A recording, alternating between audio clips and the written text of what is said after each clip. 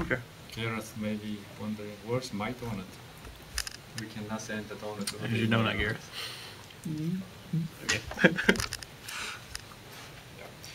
So he used those array of geophones and sauce, not the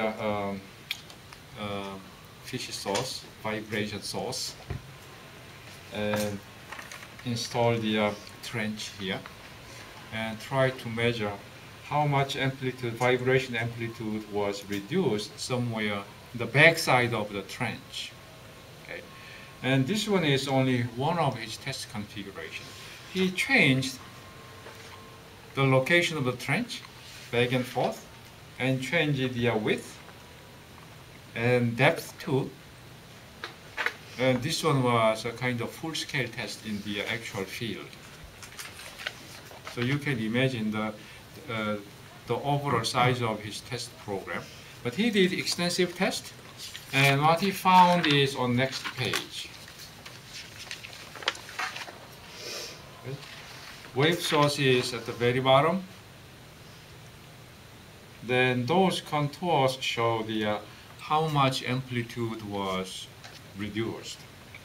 The most effective zone was this black zone. It says ARF is less than 0.125. We know what is ARF, amplitude reduction factor, and we usually require ARF lower than 0.25. Okay. If we look for the ARF 0.25, there should be this black area and this dotted area. Okay. That is his finding. If I summarize his finding, they should be as follows.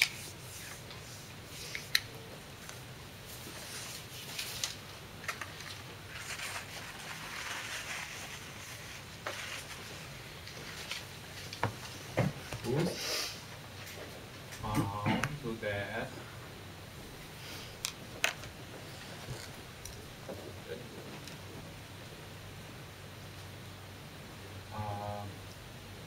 for distance is 2 lambda r to 7 lambda r. Distance is about 2 times up to 7 times wavelength. Then required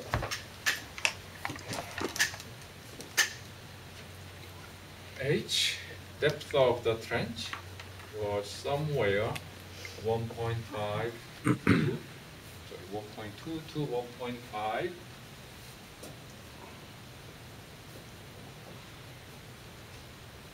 lambda r. Okay.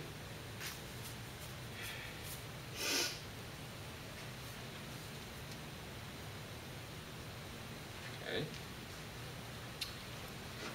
And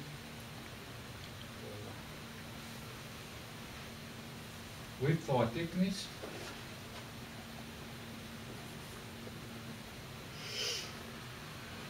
Thickness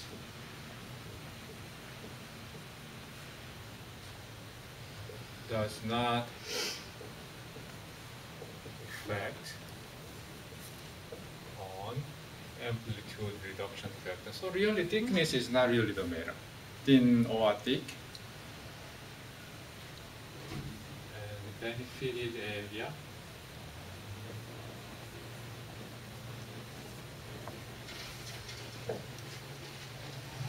That has usually ARF less than 0.25.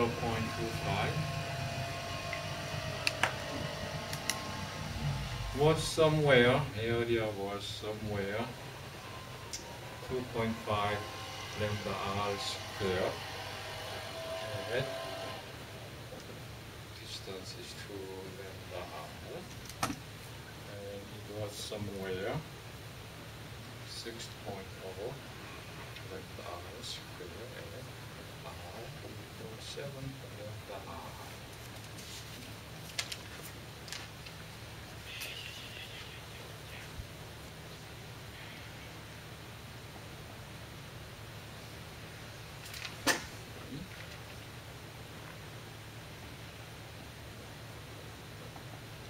I guess that should be it.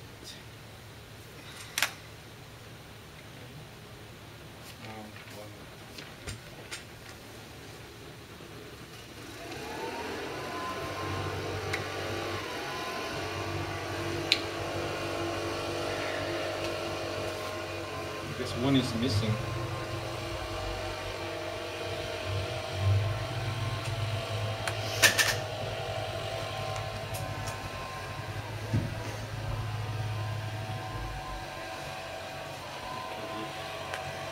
For R is 2 lambda plus m lambda divided. That's this one.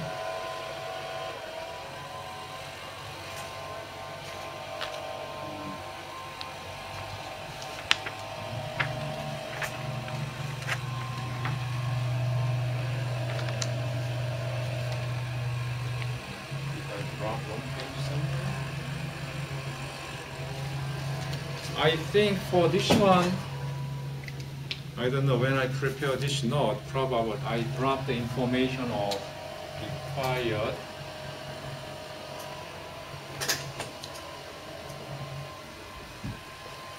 length of the trench. We should determine the length of the trench too, but it looks like by my mistake I dropped this information. Probably I will find out the required length, and I will let you know the this one in the next class. But as you probably found out, there is no theoretical equation that we can use to design the trench. Right? The design procedure is really based on Wood's experimental work. Okay. Again, even though that is based on the experimental work, don't think that is the lousy approach. That is the only approach. And you may find out several different approaches from the web, but all those approaches are based on experimental result, and many of those techniques are based on Wood's experimental result. Okay? And actually that much information, except this one, is all the information that you need to design the trench. We will see how we can actually design the trench.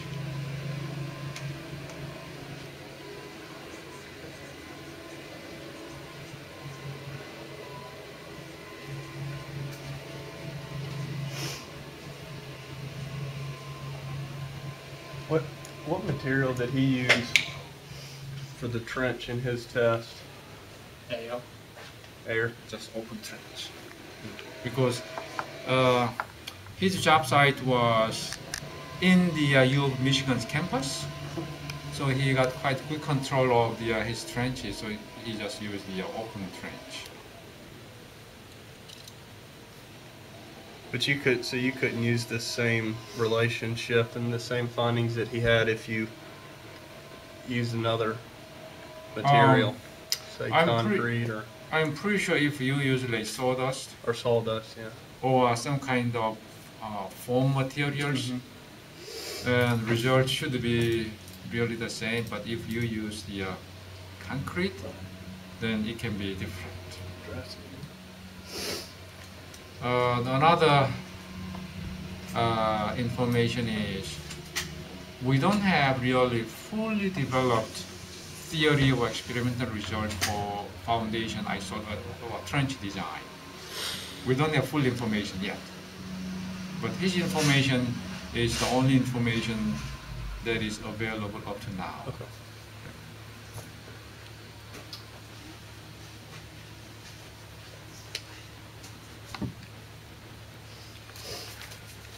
And very first thing is, we need to predict amplitude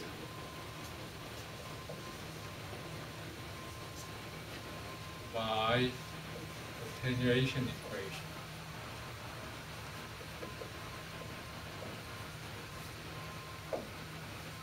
This amplitude is really displacement for trench design. It's not velocity, it's not acceleration, it's displacement. And probably you may recall this equation that you used to do the homework problem some time back.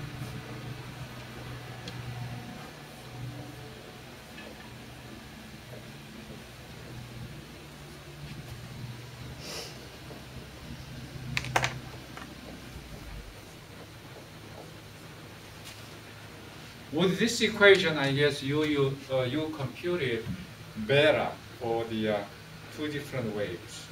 Do you recall that? And one beta was 0, another beta was a negative number. Okay.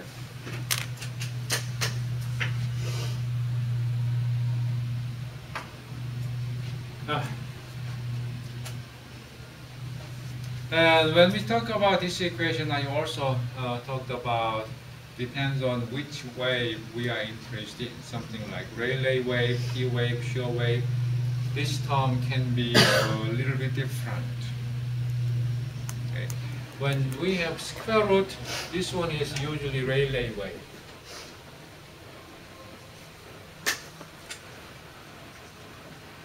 Okay. Usually Rayleigh wave. The reason why we use Rayleigh wave is, okay, when we are talking about the, maybe better to wait a little bit.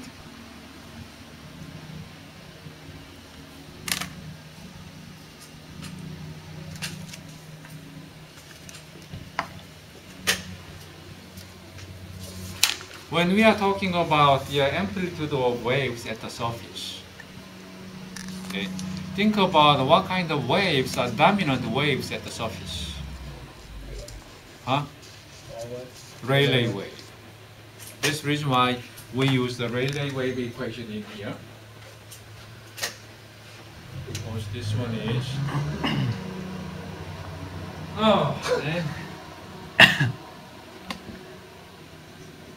dominant wave at the surface. You don't have to consider P wave because P wave usually go deeper, propagate deeper into the ground. And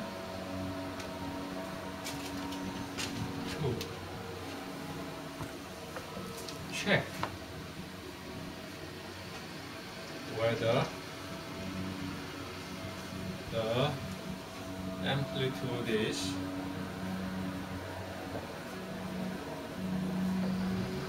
acceptable or not.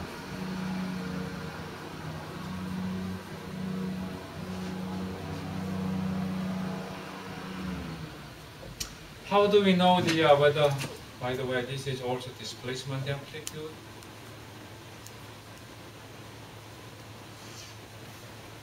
How do we know whether the amplitude is acceptable or not? We can go back to our handout, the one that has this figure. Yeah.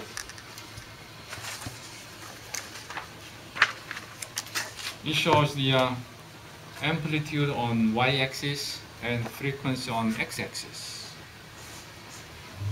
Okay.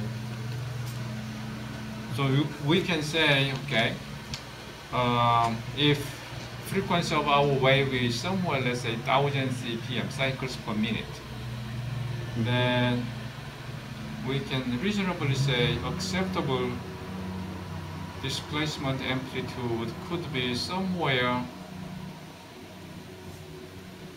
I would say somewhere in between barely noticeable to easily noticeable. So if 1000 CPM, then amplitude is somewhere what? 0.0005. Somewhere around there. Somewhere there, yeah. Somewhere 0.0005 inches. Right? So you can evaluate using the handout. Then 3. If okay, it is not acceptable,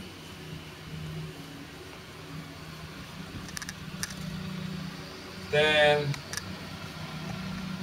design a trench.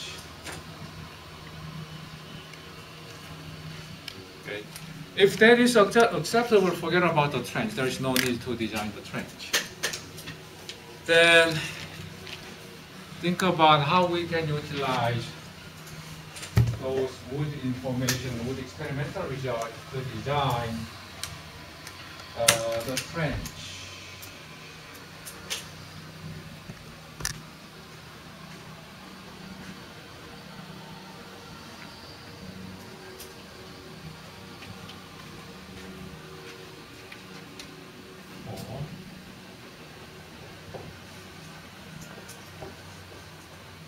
Whose experimental result. At this moment, let's think of the active isolation.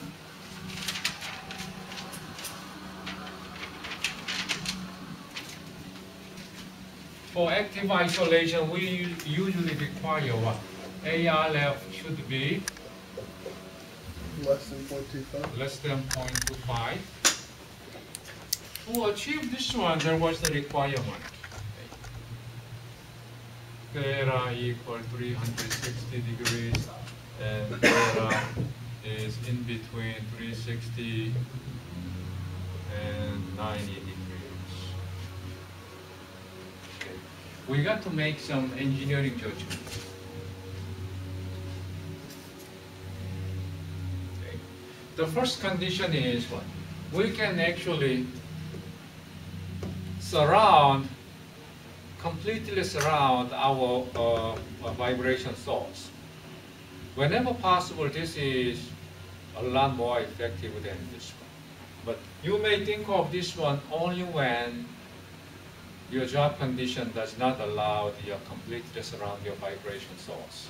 So let's think about this one. This is possible. Then it says H over lambda R should be higher than 0.6. That means depth of the trench should be higher than 0.6 times wavelength.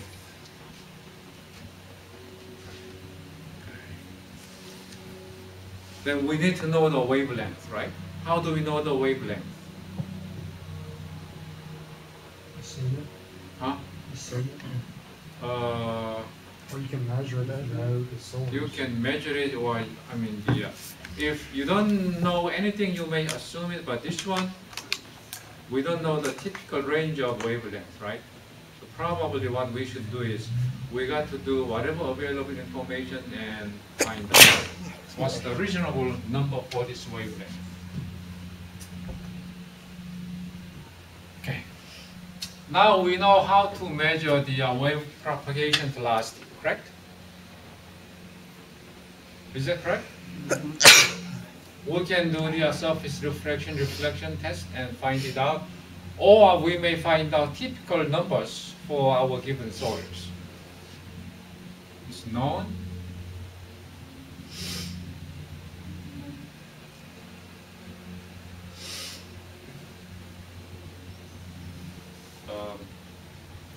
Think about the relationship between the wave velocity and wavelength.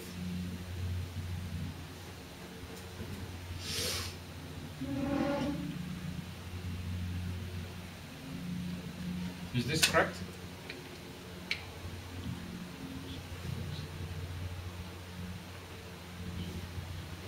Let's check it. This time this is the x distance, not time t, amplitude. Okay, let's say frequency f. From here, wavelength from here to there, that is lambda. Good. Let's say f is 10 hertz. That means in 1 second we have 10 wavelengths. So distance from here to the 10 wavelength is f times this one. Do we? Okay, then maybe this one. We don't have this one. Frequency times wavelength should be the velocity itself. It's very simple.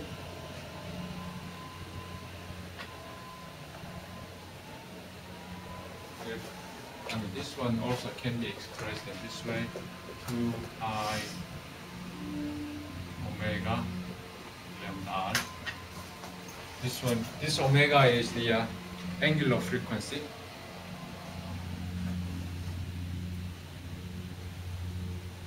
Okay.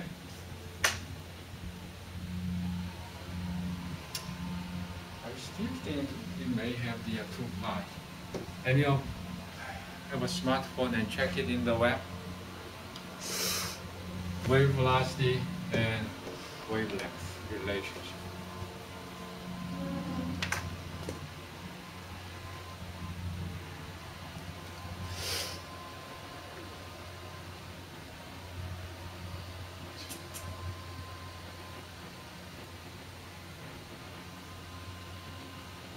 Why would it have 2 pi?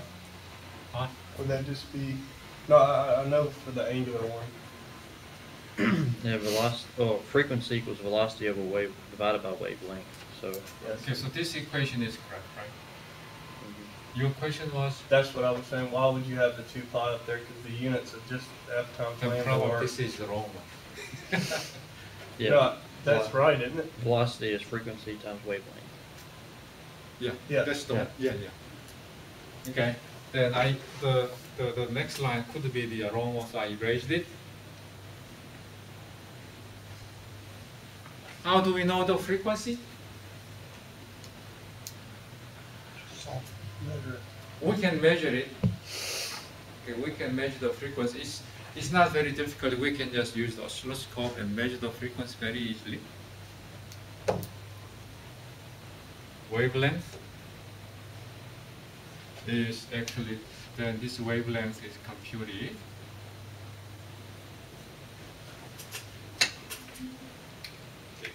The reason why I really hesitated to assume this wavelength is, range of this one is really substantial. Okay, let's think about the some ranges. Let's say this wave velocity is somewhere 200 meters per second. And frequency of the wave is 10 hertz. 210, that means this wavelength will be 20 meters, right? Then for another case, the same 200 meters per second, and this time frequency is 1000 hertz.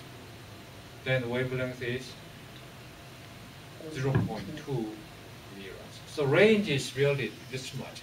So it's not really wise just to assume this number. Try to assume some other numbers and try to compute this one.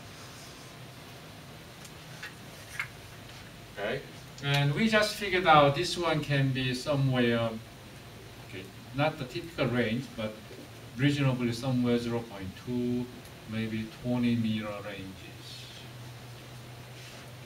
If that is 20 meters, then depth of the trench should be somewhere 16 meters. That is what? Almost 50, whatever 50. It's not reasonable. But if this wavelength is somewhere 0.2, then trench depth, required trench depth is only somewhere 0.12 meter. 0.12 meter is about 1/3 feet.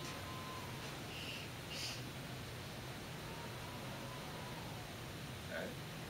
So that means time to time, this required trench depth may be unreasonably deep, 16 meters. Okay. This number is from the low frequency wave. That means low frequency wave is a kind of low frequency rumble. I guess all of you have the car radio. Any of you installed the subwoofer? You installed it? The reason why you install subwoofer is you want to enjoy the deep bass sound or rumbling sound. Those rumbling sound will propagate all over in your vehicle. Even though you want to hide somewhere in the vehicle, you may still hear the rumbling sound. So those low frequency rumbling sound is really, really difficult to filter out. even this kind of trench need very deep trench. Okay, the technology is there, but this technology cannot really cut out low frequency wave. Low frequency wave is something like the earthquake wave, 10 hertz, 5 hertz. Those the low frequency wave that you may hear from the subwoofer can be somewhere 50 hertz, even 100 hertz. It's still low frequency. Okay? So I try to say the technique is there, but this technique is not really that can cut out the all the waves. Low frequency waves. Okay, so I would say low frequency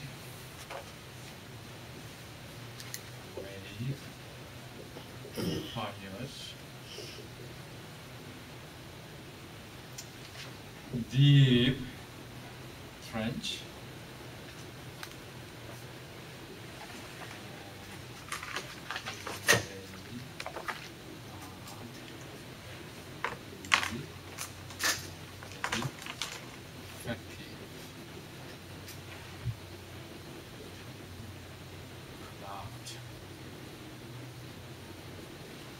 But typical machine foundations, their typical frequency is somewhere several hundred hertz, 200 hertz, somewhere around there.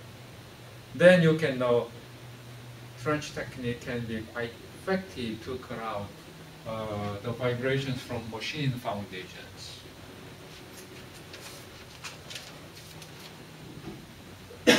And this whole relationship is completely independent of the material that you're using.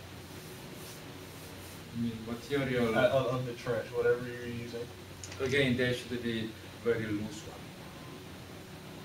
Sawdust, some kind of forms.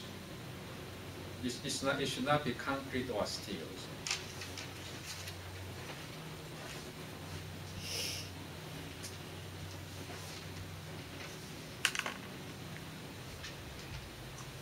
For this one, do we need to worry about the length of our trench? For this one, you don't have to worry about the length of the trench because we just completely surround the source. Okay. For the passive isolation, we need to design the length, but I don't have that information here today.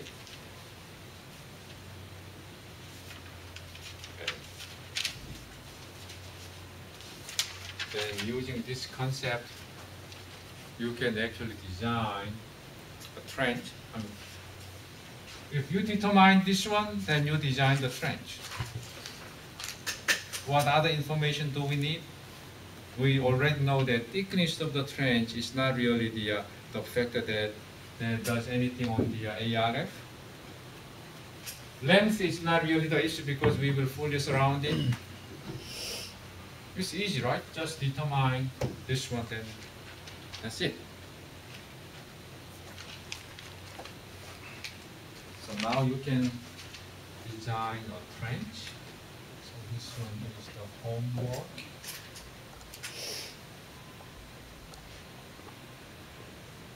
You have a source. You actually did a small test. This is the source. And point A, this is point B, point C, and we have our foundation there. Okay. Distance from here to there is 50 feet, 50 feet, 50 feet. Okay. We measured the vibration amplitude, and amplitude was 0.008 inches. At point B, amplitude was 0.004 inches. And design criteria for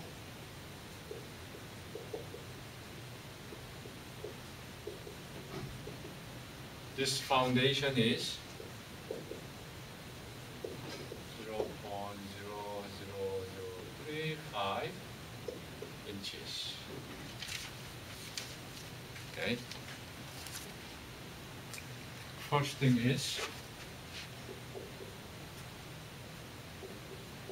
determine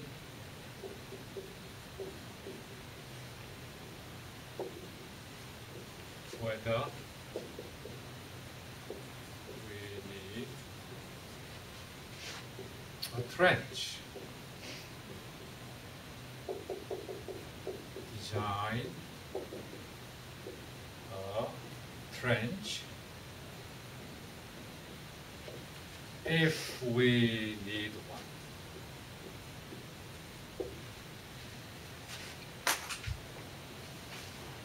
First, think about the whether you have all the needed information. No. You don't have all the needed I mean, information? space, Huh? I mean, We need Which space? frequency You need a frequency. to use a sharp. Yeah. So this time, in terms of frequency, you can assume a frequency. But this one is the, I would say, machine foundation.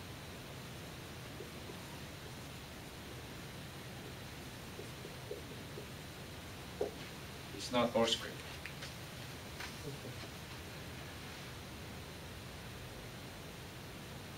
You can check that equation and think about whether you have any missing information. I don't think any information is missing.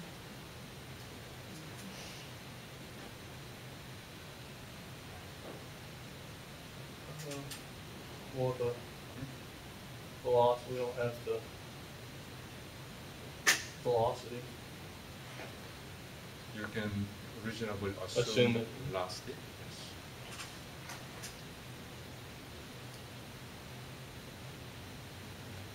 When you assume the velocity, always assume what kind of soils you have.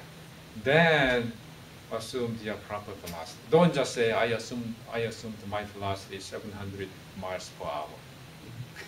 Not like that. But did you figure out the information for beta is already included in there? In that equation, it has beta, right? In here, beta is not explicitly shown, but it's implicitly shown.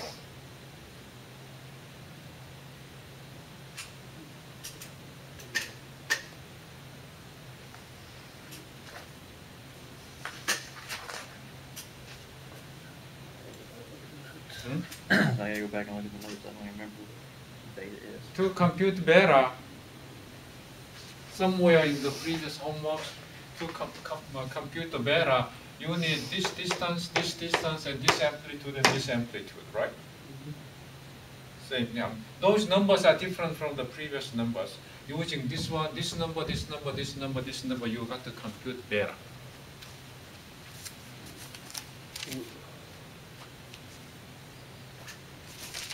Look at that equation. In that equation, you have A2, A1, R1, R2.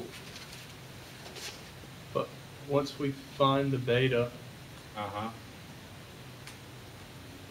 we need the amplitude here for this table, correct? Yeah. Yeah.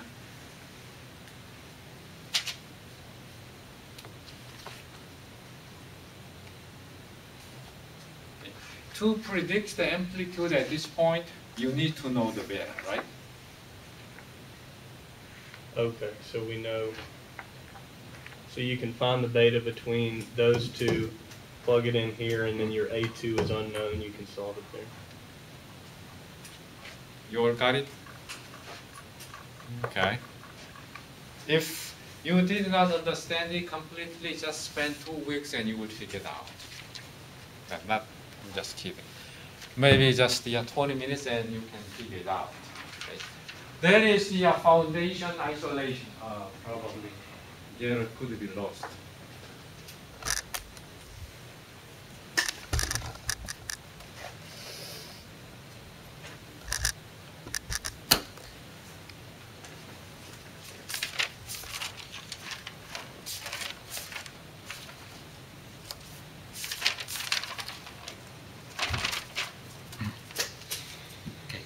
So far we talked about the foundation isolation.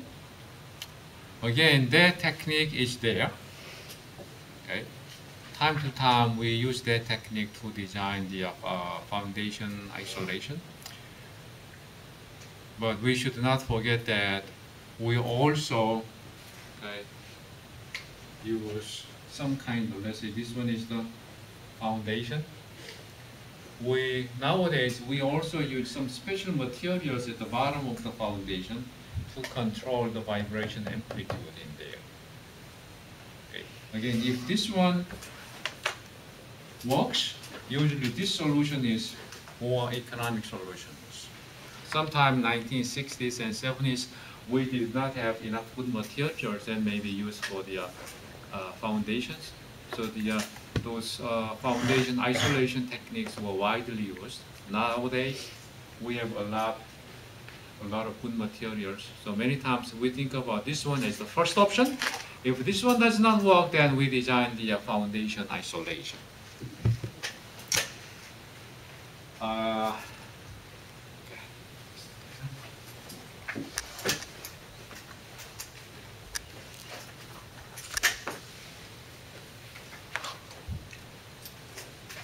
Fake you out. You faked me out. I thought you were going over here. I had carrots flying all over the classroom. Usually the speakers got to move around a little bit. People usually say if a speaker stay in one spot more than 10 minutes, the audience tend to nod. Okay. But you should not move around too much. Then you may feel like I'm lost. Then another topic, that is lesson 19. Where did I put the blue pen?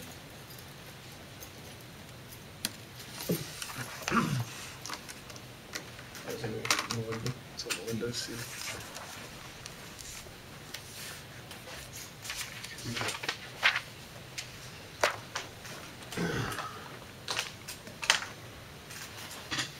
Then 19. Dynamic slope stability. I guess in soil mechanics class, probably the last class, we talked about slope stability problems. Do you recall this one? Okay.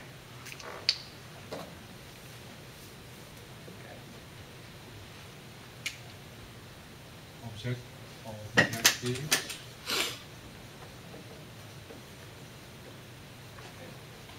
Slope stability is a typical geotechnical problems.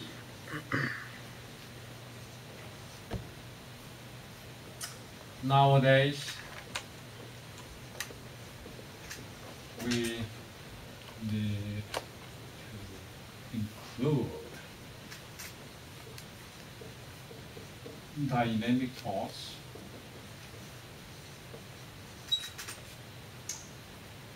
such as earthquake vibration or machine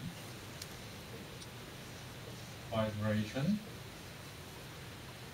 into slope stability problems.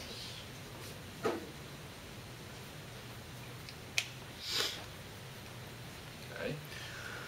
And actually, when we have dynamic forces acting on our slope,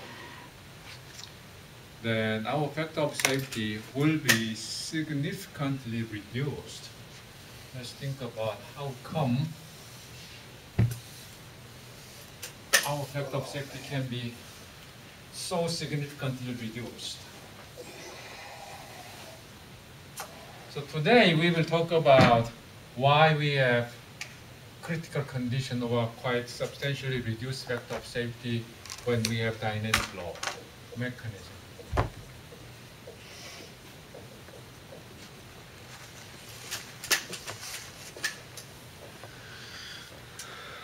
Static slope stability problem. Think about static condition.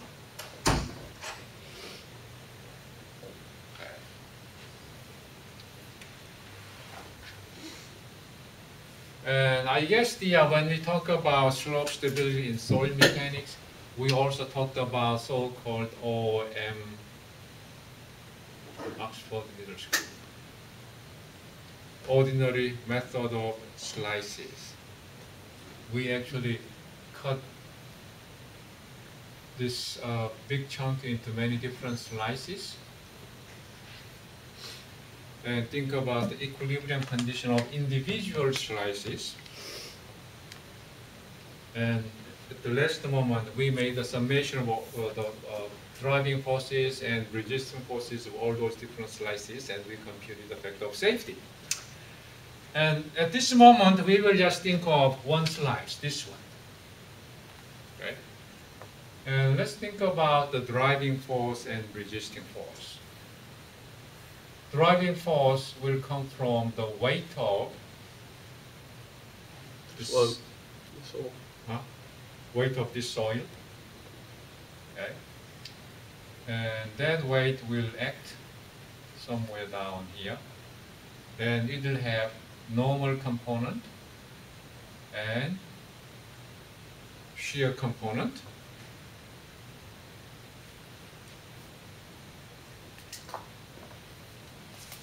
The normal component and shear component. And resisting force will come from shearing resistance along this failure line. So this one, I will use the dotted line to show you the shearing resistance. Shearing resistance. Okay. For this block only, then if we say factor of safety, there should be what? There should be resisting shearing force divided by driving, let's say this is a driving shear force. That is the factor of safety for this block only.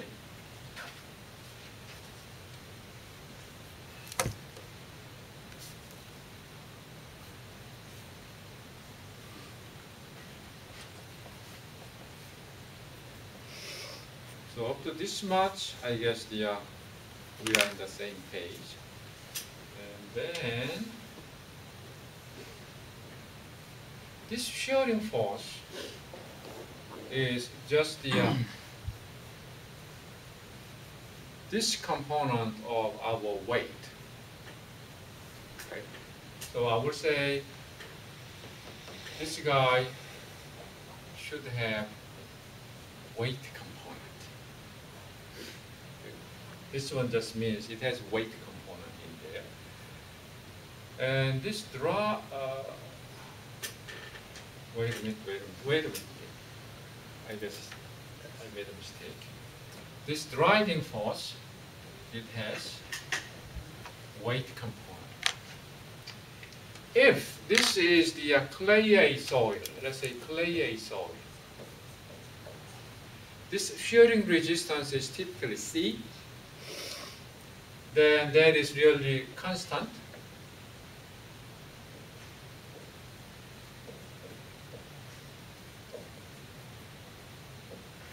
Clayey soil. Okay.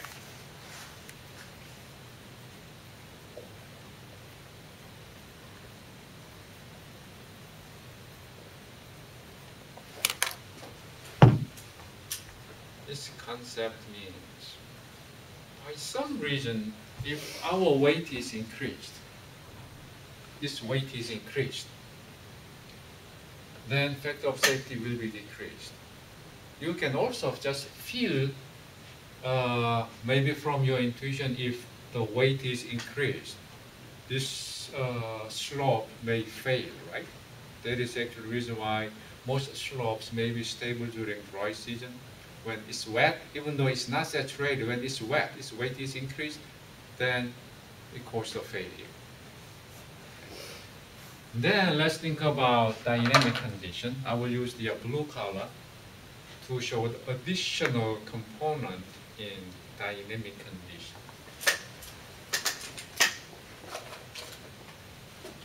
Okay, let's think about up and down motion caused by earthquake. Up and down motion. So the gravity force acting on this soil wedge, it will have this dynamic component. Okay, it will have this dynamic component.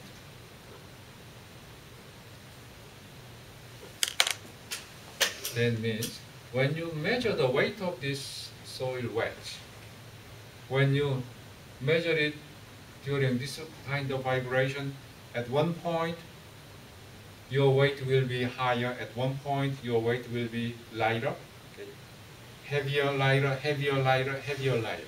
When something happens, when failure happens, when the failure can happen? When it becomes heavier. Heavier. So there is the additional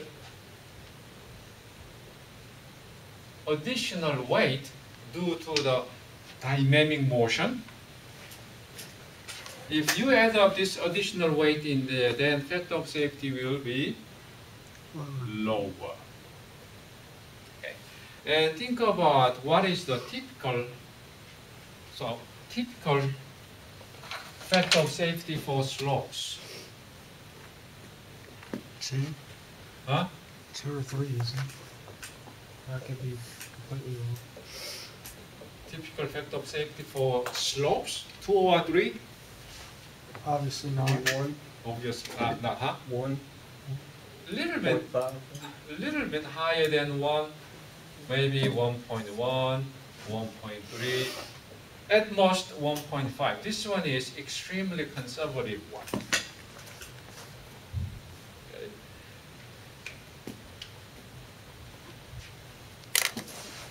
Let's say it's 1.1. Actually, many times you can see it's 1.1.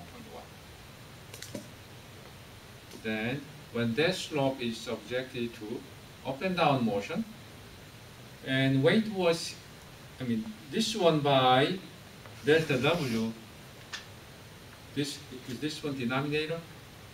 Mm-hmm. Denominator was increased 10% because of this one. Then factor of safety can be somewhere 1 or maybe even lower than 1. Then our slope may fail, right? Okay. If the factor of safety is, let's say, just 3, just like the concrete, steel, then even though we have the vibrations or earthquake, nothing will happen on the slopes. But for the slopes, usual factor of safety range is somewhere there. So whenever this number increases, maybe 10%, maybe 15%, then this guy will become lower than 1, and we have disaster. Okay. And then let's think of this kind of horizontal motion, because we don't know whether earthquake will cause the vertical motion to our structure or horizontal motion to our structure. Horizontal motion. Think about what may be the problem when we have horizontal motion.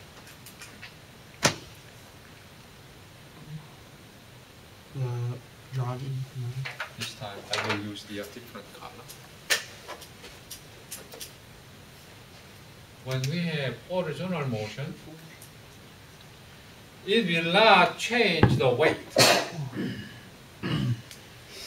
It will change driving force. Okay. Even though for this line, direction of the driving force is along this way motion can be decomposed. It can be decomposed. This one and this one and this one. Okay. then if we have horizontal motion, that means, this driving force will be, let's say, increased by some additional horizontal force. And the consequence will be the same, right? So if I make a summary, I can say it in this way. Earthquake vibration may increase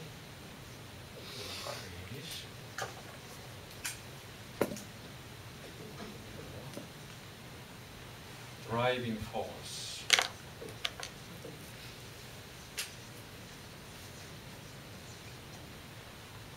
So that factor of safety of the slope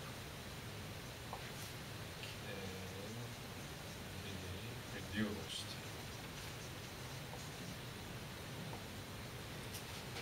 Maybe substantially reduced.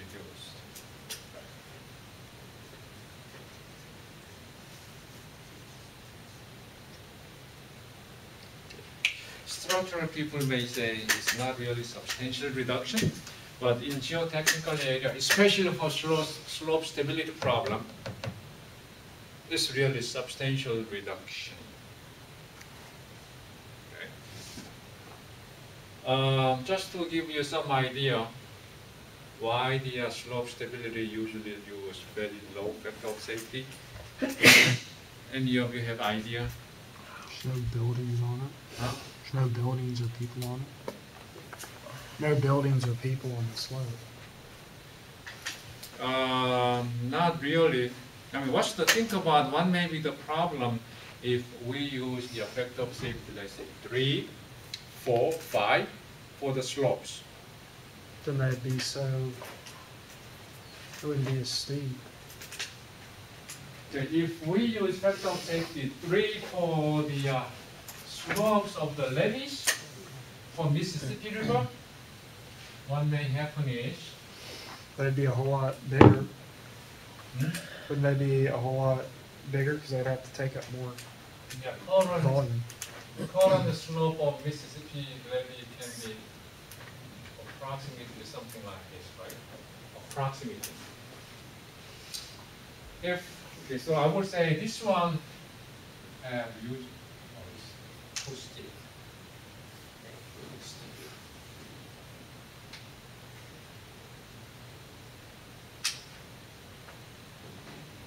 Maybe somewhere 1 to 2 slope. I'm pretty sure it's very close to this one, current one. And time to time this slope fades, right? Time to time this slope may fade. Factor of safety is not a lot higher than 1. So let's say this 1.3. The one in New Orleans area, I have strong belief that it should be very close to.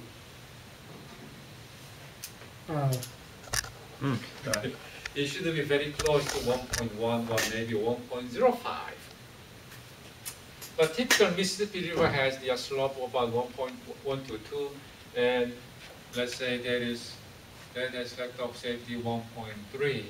If we use factor of safety 3 or 5, actual slope will be something like this.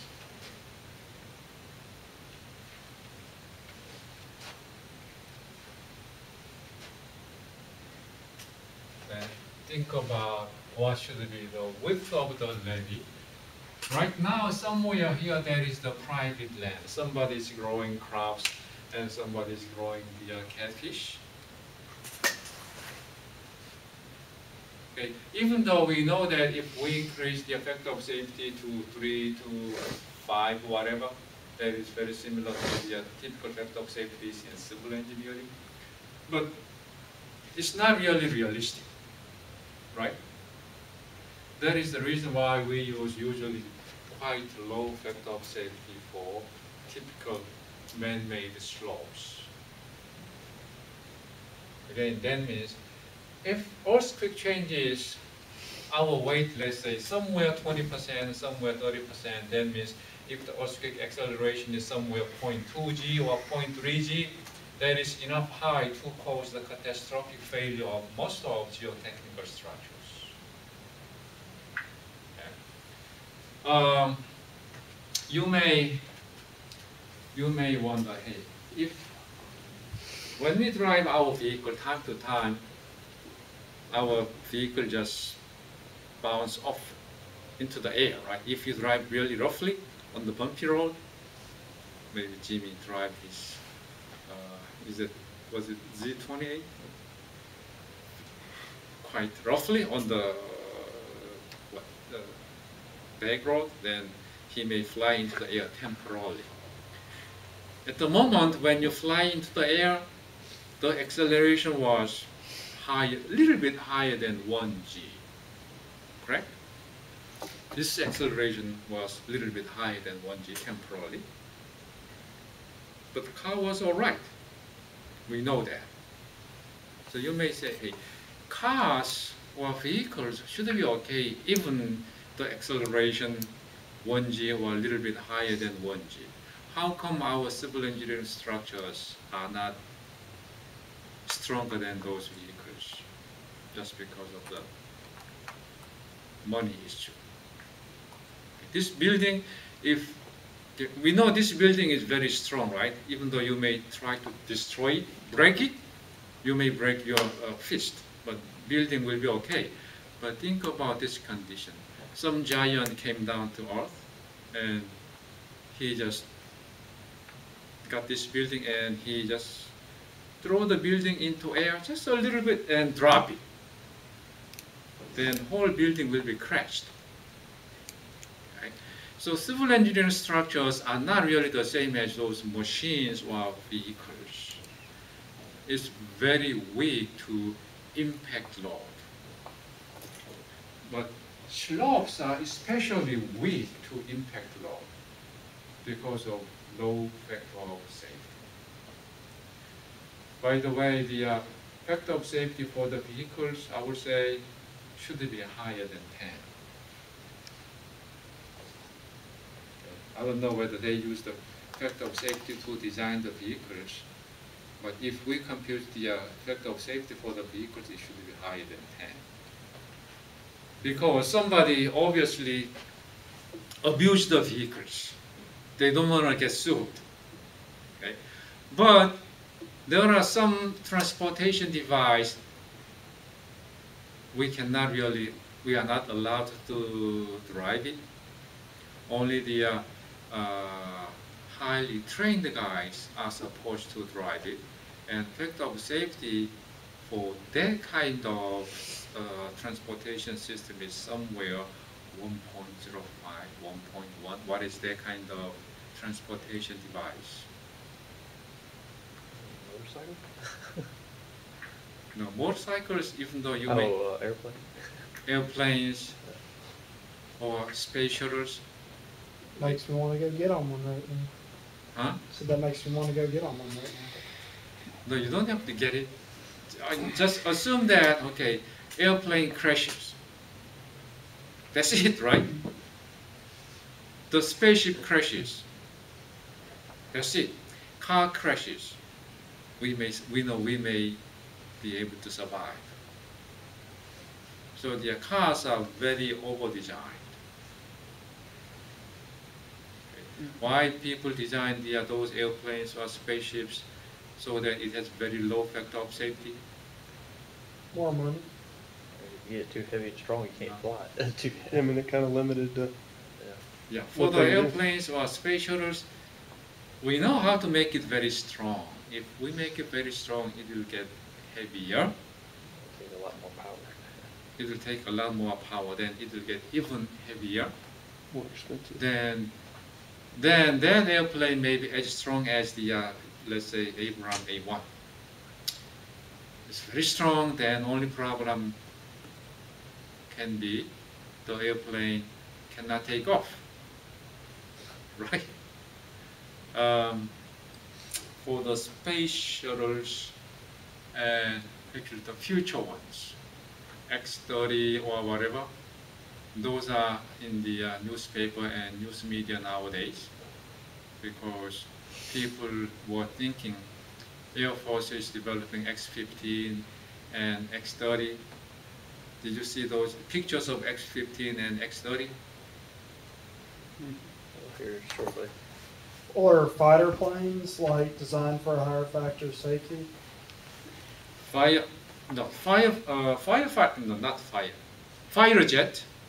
They have also the effect of safety very close to 1. When they are hit by missile, then that's it, right? Oh, and if anything's hit by a missile, that's it. It's kind of Because I mean, those firejet cannot be quite heavy. I mean, they really need to fly fast. They got to put a lot of weapons, so they got to be even lighter than the passenger planes.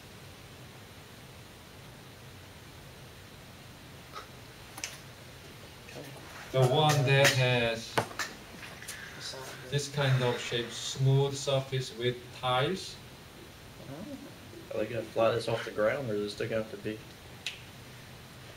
I mean, are they gonna make it to where it has to be taken off a rocket, or is it gonna be able to leave like an airplane? They are actually testing many different options.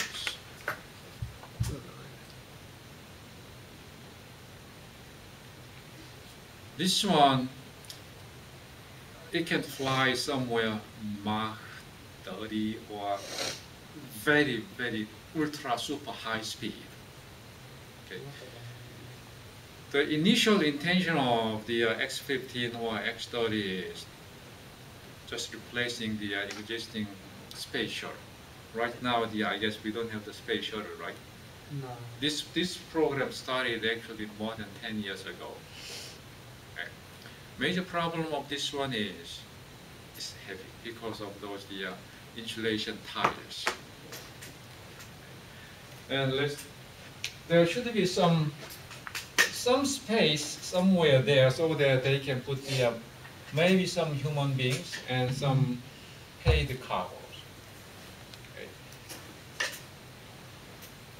The weight of the material, something so-called paid cargo for this one, is less than 5% the total weight of this one. Less than 5%.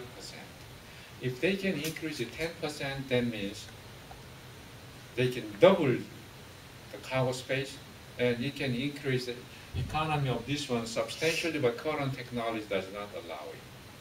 So this one, maybe factor of safety is maybe 1.001. As far as that, it's just a little bit higher than 1. It's okay if nobody really crash it. But anyway, our story was slow. He was on the team design that he showed. Okay. Okay, again, I just try to give you the idea why slopes are very weak to the vibrations. Okay, then, for actual analysis of slopes subjected to the dynamic load will be discussed in the next class. Okay. You guys need to follow me to get the copy of Can you this turn one. this thing on, Chung? It's right here on this on the inside of the camera, right there towards the mouth. Oh, yeah. My